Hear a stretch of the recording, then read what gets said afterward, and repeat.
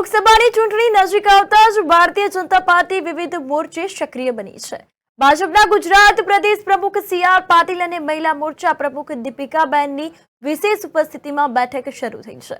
ભાજપનો મહિલા મોરચો અને સેલ્ફ હેલ્પ ગ્રુપે આગામી મહિનાના અંત સુધીમાં રાજ્યના ખૂણે ખૂણે રહેલી મહિલાઓનો સંપર્ક કરી કેન્દ્ર અને રાજ્ય સરકારની વિવિધ યોજનાઓનો પ્રચાર માત્ર નહીં કરે, પરંતુ યોજનાઓથી लाभ नवित महिलाओं ने पण आगर धप्पा माटे प्रोत्साहित करशे। हर समय पे लोगों के साथ संपर्क बनाए रखती होती है।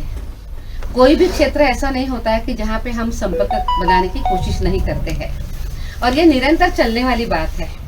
अब लोकसभा चुनाव आया है, वो बात ठीक है कि अभी वो है भी, पर हमारा ये संपर्क निरंतर चलता रहता है। हम इन सभी बहनों के पास जाएंगे जिनको योजनाओं का लाभ मिला है, उनको और आगे बढ़ाएंगे। आगे चल के मैंने बहुत लंबी बात नहीं करी है, पर आप सभी को पता है कि हमारी सेल्फ हेल्प ग्रुप की बहनों के लिए बहुत अच्छी योजनाएं आ रही है।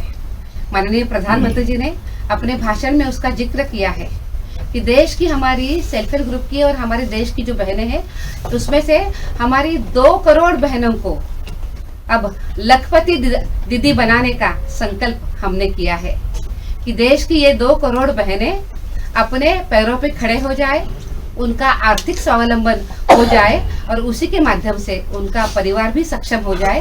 इसके लिए माननीय मोदी जी का बड़ा प्रयास चल रहा है, और उसी के माध्यम से आने वाले दिनों में ये लखपति दीदी की योजना अभी शुरू हो गई है, चलने वाली है। इसकी भी हम उनको जानकारी देंगे। और उसी के साथ साथ अभी ड्रोन दीदी की भी एक यहाँ पे योजना आ रही है। देश में 15,000 हमारी सेल्फ हेल्प ग्रुप की बहनें हैं जिनको ड्रोन दीदी के नाम से अभी आगे चल के जाना जाएगा। इनको सरकार ड्रोन देगी, जो ड्रोन किसानों को मदद करेगी।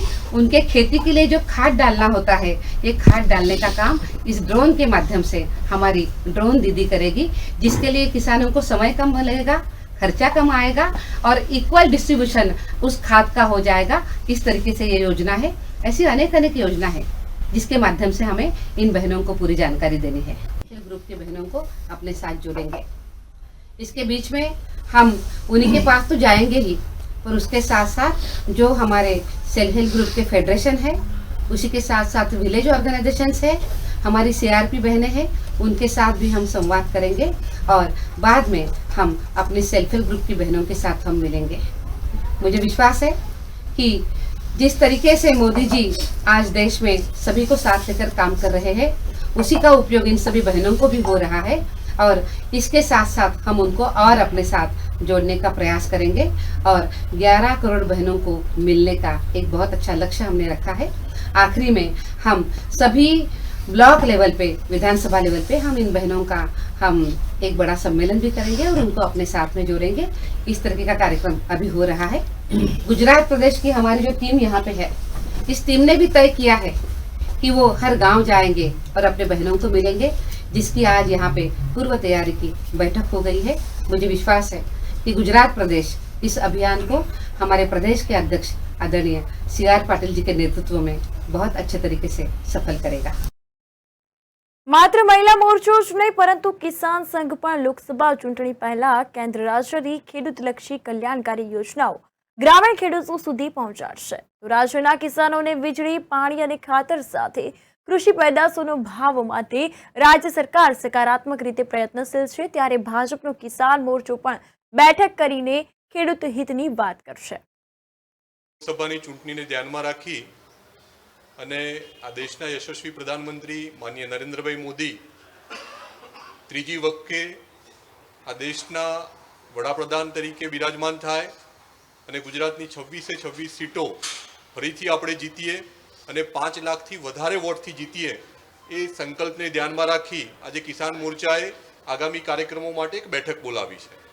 કિસાન મોરચાએ નક્કી કર્યું છે કે ગુજરાતમાં ખેતીની જે સમૃદ્ધિ ઊભી થઈ છે, એમાં ભારતીય જનતા પાર્ટીની દૂરદર્શી નિર્ણયોનો ખૂબ મહત્વની ભૂમિકા છે। સાથે સાથે આ ખેતીનું એક મહત્વનું અંગ એટલે ખેત મજૂર છે। આ ખેત મજૂરો માટે પણ નરેન્દ્રભાઈની કેન્દ્ર સરકાર અને ભૂપેન્દ્રભાઈની રાજ્ય સરકારે બહુ બધા કામો કર્યા છે। એટલે આ ખેત મજૂરોનો સંપર્કનો અભિયાન એ કિસાન મોરચો આગામી સમયમાં કરવા જઈ રહ્યો છે। અને આ અભિયાનનું નામ આપ્યું છે નમો અંત્યોદય અભિયાન. આ અભિયાન અંતર્ગત કિસાન મોરચો ગુજરાતના 15,000 ગામડાઓની અંદર જઈ અને ખેત મજૂરોને મળવાનો એક કાર્યક્રમ કરશે. ખેત મજૂરોને મળશે અને છેલ્લા 15-20 વર્ષની અંદર ભારતીય જનતા પાર્ટીના નેતૃત્વમાં છેવાડાના માનવીઓ માટે શું શું કામ કર્યા છે, ખેત મજૂરો માટે નરેન્દ્રભાઈએ શું કામ કર્યા છે, એની વાત આ અભિયાનના માધ્યમથી ગુજરાતના ખેત મજૂરો વચ્ચે પહોંચાડવાનો એક પ્રયત્ન કરશે.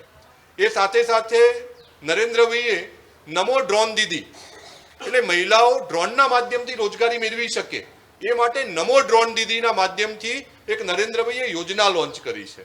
ભારતીય જનતા પાર્ટીનો કિસાન મોરચો આ નમો ડ્રોન દીદી અને ઇફકો આ બંનેની સાથે મળી અને નમો ડ્રોન દીદીના અલગ અલગ જગ્યાએ કાર્યક્રમો કરવા જઈ રહ્યું છે, જેના માધ્યમથી આ ડ્રોન દીદી જે તે ગામડાની અંદર જઈ અને નેનો યુરિયા અને નેનો ડીએપીનું ડેમોન્સ્ટ્રેશનનું કામ પણ કરવાનું છે અને કિસાન મોરચો અને ઇફકો સંયુક્ત ક્રમે આ કાર્યક્રમ કરવાના છે.